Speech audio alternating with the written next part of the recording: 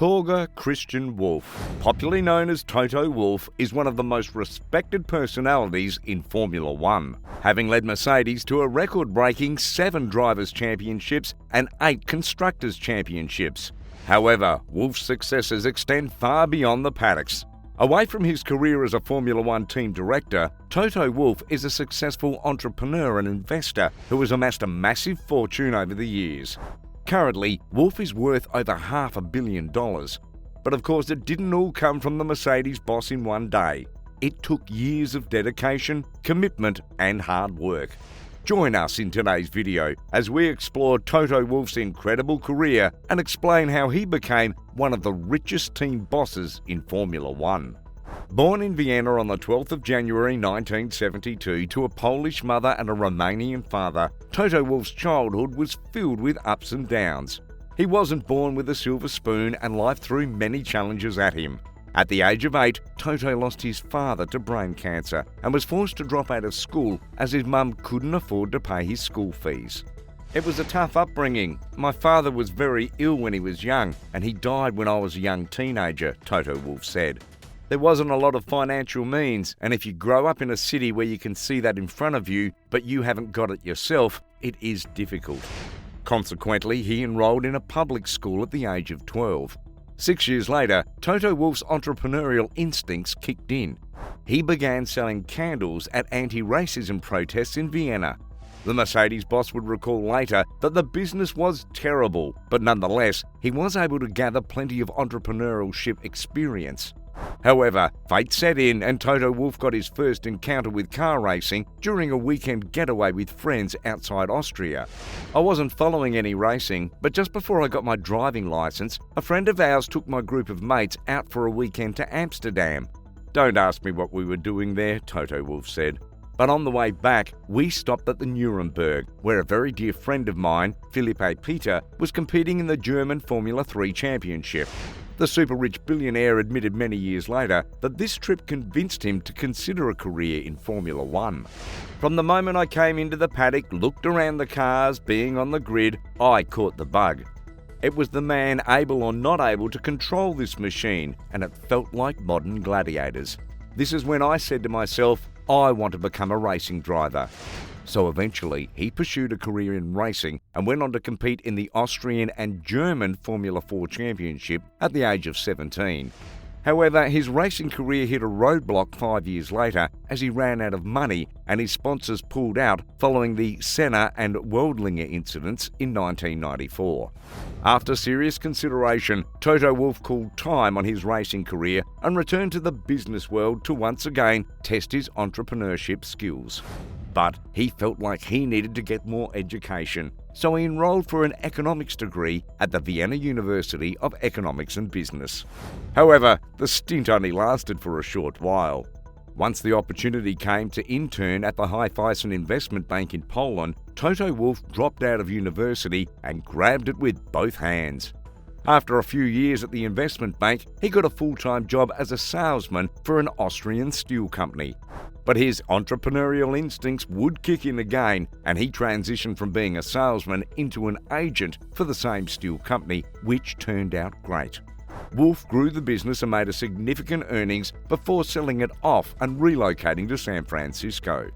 At San Francisco, the Mercedes boss ventured into the tech industry, investing into different companies, and he was massively rewarded thanks to the tech bubble boom.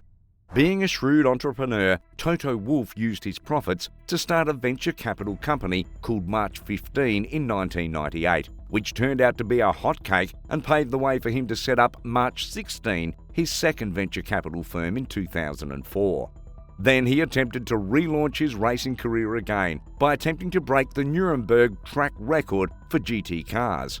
He smashed the record comfortably, but sustained some minor injuries in the process, which once again reminded him that he doesn't belong on the track, and ultimately ended his fairy tale ambition to become a F1 driver.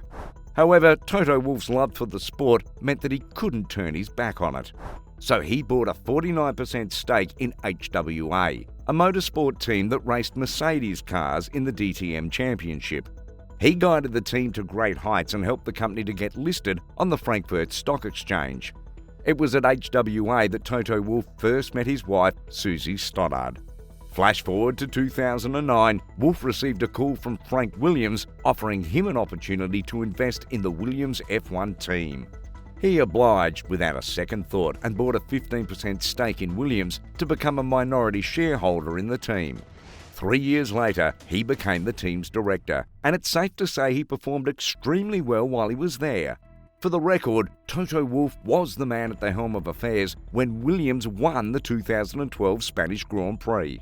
Surprisingly, the British team is yet to secure another race win since then. Anyway, Wolff's impressive performance at Williams was too good to ignore, and in no time, Mercedes came calling for his signature and offered him a position of executive director. Being the shrewd entrepreneur that he is, he acquired a 30% stake in the team, which eventually rose to 32%, and the rest, like they say, is history. With Toto Wolff in the paddock, Mercedes became a force to reckon with. Apart from the 7 Drivers' Championships and 8 Constructors' titles they've won in 9 seasons, the Silver Arrows have a 87% success rate of making podiums and a 64% winning rate in races. Mercedes have basically been on a different level from every other team on the grid in the last decade or so. And of course, that has also contributed to Toto Wolff's wealth. The Mercedes boss is currently worth $540 million, making him almost twice as rich as Lewis Hamilton, who is the world's richest Formula One driver. Toto Wolff's take-home at the end of each year is said to be around $26 million, excluding bonuses. In comparison to Red Bull team boss Christian Horner earns around $10 million annually. In terms of bonuses, Toto Wolff is amongst the highest earners. In 2021, he received $10 million for winning the Constructors' Championship.